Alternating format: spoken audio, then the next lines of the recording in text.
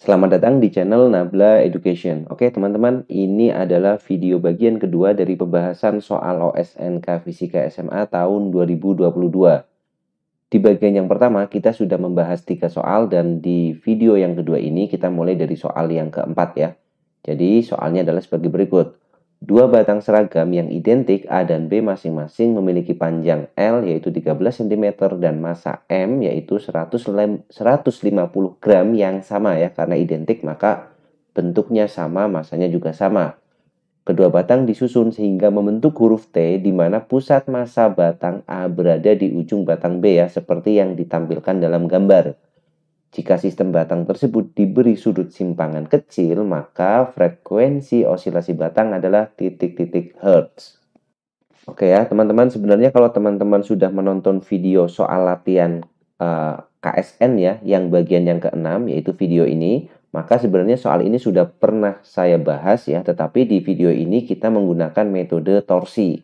Nah, tidak apa-apa, kita akan bahas lagi, kita akan menggunakan pendekatan lain ya. Jika di video yang soal latihan dasar KSN Fisika yang ke-6 ini tidak ada angkanya, bedanya hanya di soal OSNK ini ada angkanya gitu aja ya. Cuma di video ini akan saya bahas ulang, tetapi kita akan menggunakan metode yang lain, yaitu metode energi. Nah, bagi teman-teman yang ingin tahu bagaimana menggunakan metode torsi, silahkan aja lihat video yang judulnya soal latihan KSN Fisika SMA yang bagian ke-6, gitu ya. Nah, sekarang kita kembali ke soal ini. Jadi, di sini ada dua buah batang, yaitu A dan B, yang membentuk huruf T terbalik seperti itu. Nah, kita diminta untuk mencari frekuensi osilasinya jika diberi simpangan kecil. Oke, kita akan gunain metode energi untuk pembahasan kali ini. Kita gambarkan dulu ya kondisi setelah batang yang membentuk huruf T itu disimpangkan seperti ini. Oke ya, kita misalkan gambarkan dia sudah menyimpang sejauh theta, ya, tetanya kecil nanti, theta di sini. Oke, kemudian karena kita akan menggunakan metode energi, maka kita akan mencari dulu dari energi sistem atau energi mekanik sistem ya. Jadi salah satu cara untuk menyelesaikan, untuk mencari frekuensi osilasi ya, atau frekuensi sudutnya, maka kita bisa salah satunya menggunakan metode energi, di mana kita akan mencari dulu energi mekanik atau EM dari sistem tersebut. Otomatis EM untuk sistem ini dia akan punya energi potensial ditambah dengan energi kinetiknya. Nah, kita akan cari satu-satu untuk nilai dari energi potensialnya dan energi kinetiknya.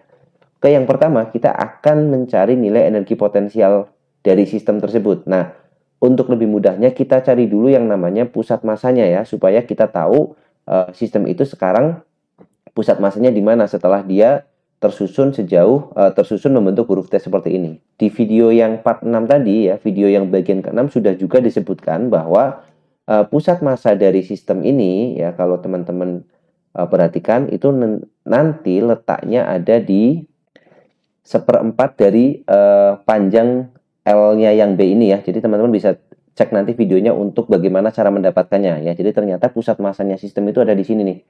Nah, di sini nilainya adalah seperempat kalau dihitung dari sini. Oke, maka ini seperempat dari panjang batangnya, kita pakai variabel dulu misalkan L gitu ya. Karena panjangnya sama antara A dan B itu. Jadi pusat massa sistem itu ada di seperempat L. Maka kalau kita gambarkan dia di sini nih. Nah, posisinya di sini dia itu seperempat dari panjangnya. Maka kalau kita pakai poros ini sebagai acuan, maka energi potensialnya adalah setinggi ini. Nah, setinggi ini ya energi potensialnya. Dimana karena acuannya di atasnya maka dia negatif. Nah, itu nilainya adalah ini 3/4 L otomatis. Ini 3/4 L ya, karena ini seperempat L. Panjang totalnya misalkan adalah L dulu, kita pakai variabel dulu. Maka yang ini 3/4 L nih, dari sini sampai sini. Ya, dari acuan sini sampai ke pusat massa dia. Oke. Nah, seperti ini. Maka bagian yang tinggi ini ya, ketinggian ini. Nah, ini ya. Oke, kemarin ada yang protes kursornya nggak kelihatan ya. Jadi saya pakai warna yang merah ini, ketinggiannya seperti ini. Nilainya otomatis 3/4 L cosinus theta ya kan. 3/4 L cos theta. Berarti energi potensial dari sistem tersebut adalah M. M-nya adalah M dari dua-duanya ini karena kita sudah menggunakan pusat massa. Berarti ini bukan M tapi 2M ya. 2M dikali G dikali tingginya minus ya, pakai minus 3/4L cos theta. 3/4L cosinus theta. Oke, kemudian kita cari energi kinetiknya. Otomatis energi kinetiknya adalah energi kinetik saat dia berayun nih, rotasi kan. Berarti setengah dikalikan momen inersia dikalikan omega kuadrat ya. Jadi energi kinetiknya setengah I omega kuadrat. Nah, momen inersianya juga sudah dihitung ya. Sudah pernah kita hitung. Kita akan mendapatkan momen inersia dari sistem ini. Nilainya adalah I-nya itu 17/12 ml kuadrat ya. 17/12 ml kuadrat. Ini sudah keseluruhan sistem ya. Teman-teman bisa cek lagi nanti di video yang part 6 tadi ya. Soal latihan 6 sudah saya jelaskan dengan detail bagaimana mendapatkan nilai I yang sebesar 17/12 ml kuadrat ini. Nah, maka kita tinggal masukkan nih di sini. Maka energi mekaniknya kita tulis ulang ya. Jadi minus, ini 2-nya dicoret dengan 4 ya, dapat 2. Jadi minus 3/2 mgl cosinus theta ditambah dengan setengah dikali I-nya berapa? I-nya 17/12 ml kuadrat dikali omeganya ya, karena ini kita pakainya theta, omeganya kita pakai notasi ini aja. Theta dot sama aja ya. Jadi omega itu kan theta dot, kemudian kita kuadratkan karena dia omega kuadrat. Oke, lalu kita rapikan sekali lagi biar kelihatan lebih jelas dilihat. Berarti ini 3/2 ya, minus 3/2 mgl cos theta, mgl cosinus theta, kemudian plus 17/24 ya maaf, 17/24 dikalikan ml kuadrat theta dot kuadrat. Nah, seperti itu ya. Oke, berikutnya kalau sudah mendapatkan nilai energi mekaniknya ya, maka cara berikutnya adalah gunakan turunan dari energi mekanik terhadap waktu ini sama dengan 0 kan. Kenapa kok turunan energi mekanik terhadap waktu sama dengan 0? Karena energi mekaniknya kekal atau conserve ya. Kalau dia kekal artinya nilainya konstan. Kalau konstan tidak bergantung pada waktu. Maka kalau kita baca ini dm dt itu adalah laju perubahan energi mekanik terhadap waktu yang nggak ada karena dia kekal. Maka kita bisa pakai ide ini. Nah, kita turunkan dia ke sini terhadap waktu. Ingat turunan kita adalah terhadap waktu. Berarti variabel yang bergantung atau berubah terhadap waktu di sini hanya variabel theta dan theta dot aja. Karena apa? Massa itu konstan, gravitasinya konstan, panjangnya juga konstan. Maka kita tuliskan 0 sama dengan ya 0-nya di sini kita balik di ruas kiri, dm dt turun terhadap waktu. Berarti ini minus 3/2 mgl. Tulis dulu mgl. Kemudian dikali turunan cos theta.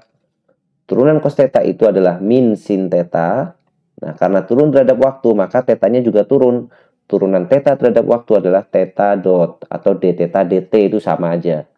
Plus yang bagian suku keduanya adalah 17/24 ml kuadratnya, tulis ulang. Yang kita turunkan adalah theta dot kuadratnya. Bagaimana cara menurunkan theta dot kuadrat?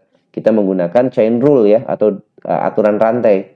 Turunkan dulu pangkatnya jadi 2, theta dotnya jadi pangkat 1, dikalikan dengan turunan theta dot ya. Turunan omega itu apa? Alfa kan? Alfa itu kita pakai notasi theta double dot. Nah, begitu cara menurunkan theta dot kuadrat ya. Ini menggunakan chain rule atau dalil rantai ya, atau aturan rantai.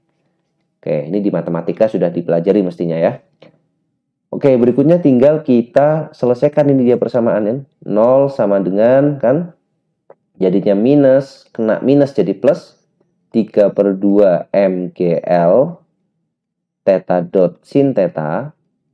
Oke, ditambah dengan ini 2-nya bisa dicoret dengan 24 dapat 12. Jadi 17/12 ml kuadrat theta dot theta double dot. Nah, sekarang perhatikan ini. Ruas kiri 0, ruas kanan semuanya punya theta dot kuadrat, theta dot ya. Maka kita bisa bagi semua dengan theta dot. Ya, ini cara mendapatkannya nih. Bagi semuanya dengan theta dot, maka ini bisa dicoret. Ya, bukan dicoret satu sisi. Ini artinya nih dibagi semua dengan theta dot. Kemudian dibagi semua juga dengan M. Nah, dibagi semua dengan M, maka M-nya bisa dicoret. Dibagi semua dengan L, maka L-nya bisa dicoret 1. Nah, ini tinggal 1. Maka bentuknya menjadi 0 sama dengan 3/2 G sin theta plus 17/12 L theta double dot. Oke. Gunakan pendekatan sudut kecil. Kalau simpangannya kecil, itu nilai sin theta, itu nilainya mendekati theta ya. Ini sudah sering dipakai dan sudah sering saya jelaskan juga. Maka kita punya 0 sama dengan 3/2 G theta plus 17/12 L theta double dot. Nah, langkah berikutnya adalah membuat persamaan ini ke bentuk umum persamaan osilasinya.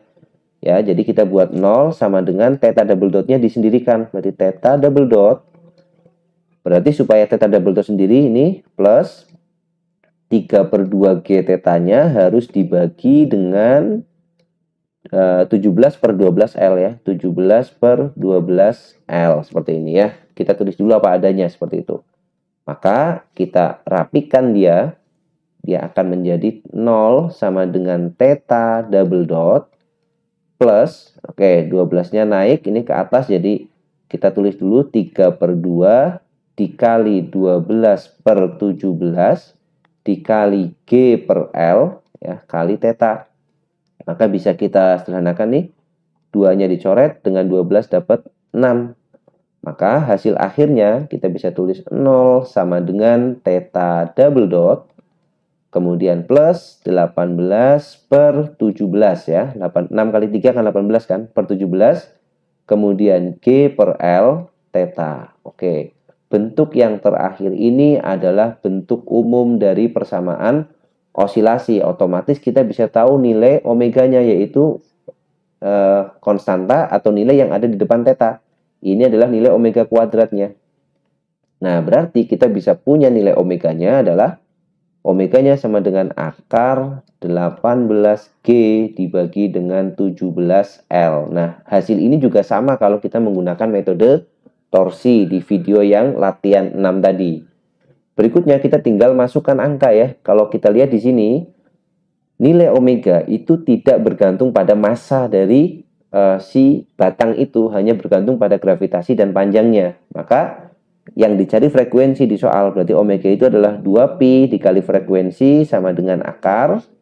Hitung aja nih, 18 dikali G-nya 9,8 dibagi dengan 17 dikali dengan L-nya tadi 13 cm. Padahal 9,8 itu meter per sekon kuadrat kan. Berarti L-nya kita ganti ke dalam meter. Jadi 0,13 ya. 0,13 seperti ini. Oke, maka frekuensinya kita punya adalah, frekuensinya berarti kan akar dari itu ya, 1/2pi akar dari 18 dikali 9,8 dibagi 17 dikali 0,13. Sekarang kita tinggal melakukan hitungan numeriknya ya. Dengan menggunakan pi-nya itu sama dengan 3,1 ya, sesuai dengan petunjuk yang ada di panduan. Kalau hasil hitungan kalkulator saya itu menemukan angka 1,44 Hz ya, tapi nanti teman-teman bisa cek lagi untuk memasukkan angka di sini. Tapi nilai omega yang kita peroleh itu bisa dipastikan ini benar ya, karena ini terverifikasi menggunakan dua metode, yaitu torsi dan energi. Jadi nilai frekuensinya adalah 1,44 Hz ya. Kalau kita isikan dia di jawaban soal, karena mintanya satu angka di belakang koma atau satu desimal ya, maka jawabannya adalah 1,4 Hz. Oke, seperti itu untuk pembahasan soal yang berkaitan dengan pendulum T ini. Oke, berikutnya kita lanjut ke soal yang kelima. Suatu sistem pegas bermassa digantungkan secara vertikal dari keadaan setimbangnya, kemudian massa ditarik sejauh 2 cm sehingga mengalami osilasi dengan periode 3,14 detik ya.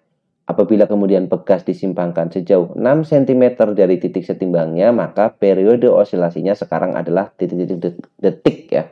Oke, jadi di soal yang dikirimkan ke saya ya, tulisan tangannya tidak ada gambarnya. Maka kalau misalkan kita lihat di sini ya, kalau kita lihat deskripsi dari soalnya, di sini ada massa ditarik sejauh 2 cm. Maka kemungkinan besar itu gambarnya sistem pegas massa yang biasa ya. Jadi kayak gini ya, ada pegas, kemudian digantung dengan massa kayak gini. Ya, pegasnya punya konstanta K, kemudian massanya punya massa M kayak gitu. Kemudian dia disimpangkan. Nah, akhirnya nanti dia bisa bergerak osilasi naik turun. Nah, untuk pegas yang sederhana seperti ini, sistem pegas massa yang sederhana, teman-teman tentu sudah tahu untuk frekuensi osilasinya ya, bahwa T-nya itu nilainya pasti sama dengan 2pi akar M per K ya. Karena sistemnya sistem yang cukup simpel di sini. Kita nggak usah turunkan dari mana dapatnya persamaan ini. Saya kira di sekolah sudah dijelaskan ya. Bisa menggunakan metode gaya, kemudian ini pakai metode gaya ya, lebih cepat, atau bisa pakai metode energi juga bisa untuk mendapatkan persamaan periode ini. Nah, di soal ini adalah massa yang M ini ditarik 2 cm nih dari titik setimbangnya. Nah, anggap aja ini setimbang ya, ini titik equilibriumnya, kemudian dia ditarik 2 cm. Kemudian dia dilepaskan sehingga bergerak osilasi. Periodenya pada saat 2 cm ini, tarikan awalnya itu T-nya 3,14.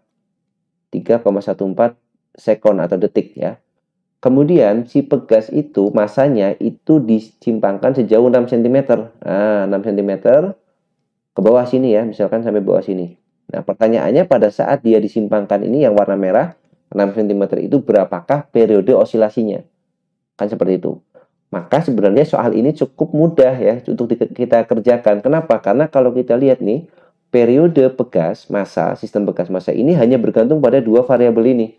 Hanya bergantung pada dua besaran itu, yaitu massa dan konstanta pegas ya, konstanta pegas maksudnya. Selama massa dan konstanta pegasnya tidak diubah, maka periode osilasinya juga nggak akan berubah ya. Simpangan awal yang diberikan berapapun nanti akan tetap menghasilkan nilai dari periodenya adalah 2pi akar M per K. Jadi seperti itu ya teman-teman ya. Jadi kalau misalkan interpretasi saya ada yang keliru ya, karena ini saya nggak melihat soal aslinya, maka nanti bisa tuliskan di kolom komentar. Maka untuk jawaban ini saya kira jawabannya tinggal 3,1 aja ya. Jadi periode yang barunya tinggal 3,1 sekon. Karena di sini simpangan 6 cm itu tidak mengubah nilai dari periodenya. Oke ya, seperti itu. Ya, video ini kita bahas sampai yang nomor 5 atau soal kelima dulu. Nanti kita akan lanjutkan di video-video yang selanjutnya ya. Semoga video ini membantu teman-teman yang sedang belajar ya untuk persiapan OSN lagi di tahun-tahun yang akan datang, atau yang memang penasaran dengan jawaban atau penyelesaian dari OSN yang kemarin sudah dikerjakan. Oke, sampai jumpa di video selanjutnya.